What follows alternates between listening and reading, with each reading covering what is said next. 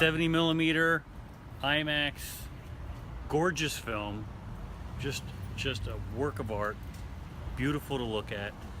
I think I got the story. I'm not 100% like I get what it was about. I think it was about survival in war or survival period. It was gorgeous. It was well done. I don't know that I'm a fan of the story, and I'm still processing it. So it's one of those movies that you're still processing, and I may need to see it again, although I wouldn't see it again in the theater. Why? I wouldn't see it again in the theater because I saw the visualness of it, and I didn't enjoy the story enough to pay for it again. But I'd pay for it. I mean, I'd watch it on like Netflix or HBO or something. Right, and you saw it 70 millimeter. 70 millimeter, gorgeous. I mean, from scene to scene, and there was, there was almost no digital effects, none that I could see. There probably were, but I didn't see any. It was all practical effects, and it really, I felt like I could be sitting there or standing there with the characters. I felt like I could be right there with them. Yeah. And there was, I don't want to get into the story, but there was a level of disconnectedness for me, like buy-in in the story. I would give it 85. All right. Laura, you want to? I agree with a lot of what he was saying about the 70 millimeter. As soon as the film came on, I noticed the difference. It was brighter, up close.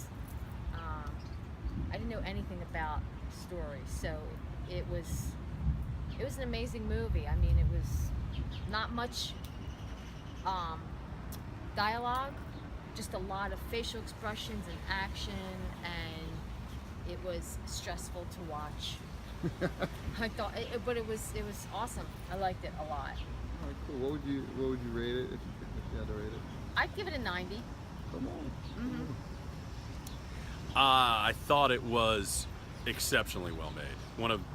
As with most Christopher Nolan pictures, you see the effort, you see the skill, you see the craftsmanship. It's brilliantly shot and brilliantly edited, and it's visually stunning, and the tension is unending. And unlike most of us, I was actually honestly able to follow it because the title cards kind of spell out what's going on, but it's not clear and it's not evident till the end of the film what's really going on. So it doesn't really get crystal clear until deeper into the film. I thought the performances by the lead, Tommy Whitehead, I think his name is. Finn Whitehead plays Tommy in it. I thought he was very good.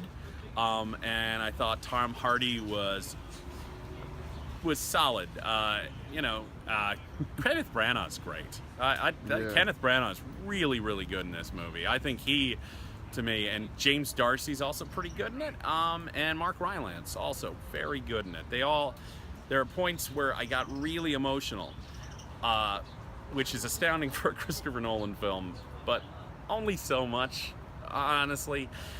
That is still, if he has a failing, it's the fact that it's often very difficult to emotionally connect with his pictures.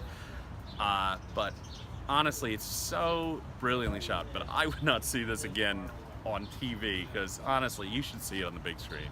You should see it in 70 millimeter. That's the way to see this movie. And I would give it an 85 out of 100. I thought it was exceptionally well done. Not Nolan's best, that's still The Dark Knight for me, but it's not far from his worst, and still very, very good. What'd you give it? 85. 85. Okay, so I just piggybacking on everyone else, it was like picture-wise beautiful, cinematography was beautiful.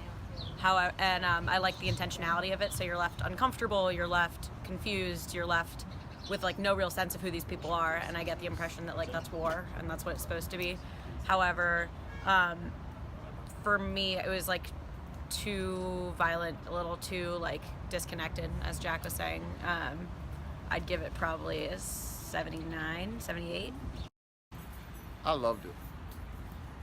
Christopher Nolan, he's doing the best work of any director as far as I'm concerned. I mean, maybe Denis Villeneuve, the guy that did Arrival and Sicario, doing the new Blade Runner, maybe him. Nolan is just like an incredible craftsman.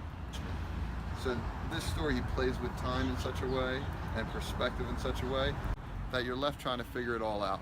It's like, oh, what's going on? What's happening? What's that? And I can imagine that's like the fog of war, right? Like that's how war must be. Then the other thing for me is that, you know, the degree of difficulty to make this movie with the amount of practical effects that he must have used, and to see the planes flying in and the views, and it was just, and the score was extraordinary. I mean, it's like a silent movie. That's not what I mean. It's more like a dialogue-free movie. And if you have a dialogue-free movie where the everything gets communicated in the faces of the actors and the pictures. I mean, it is just boom, and then the score, and it's like got your heart racing, and you're just loving it. You're just boom, boom, boom, boom, boom. You're freaking out, and then you're looking, wow, that's beautiful. The colors, they're beautiful.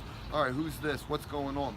And then there's moments where you're like, wow. You start getting emotional over like what human beings are doing for one another, and you're also like, it's kind of disgusting what human beings do to one another. But that exists in this whole story. So I loved it. I thought it was great. Probably the best movie, like structurally, I've seen all year. I give it a 92. I go see it. 70 millimeter. You know, Christopher Nolan and a handful of other directors are why we have film still today. They got together and they're like, we're going to shoot on film because it gives you the best picture. It's far more difficult to shoot on that. So anyway, support it in any way you can if you want that medium to exist. And so that's it.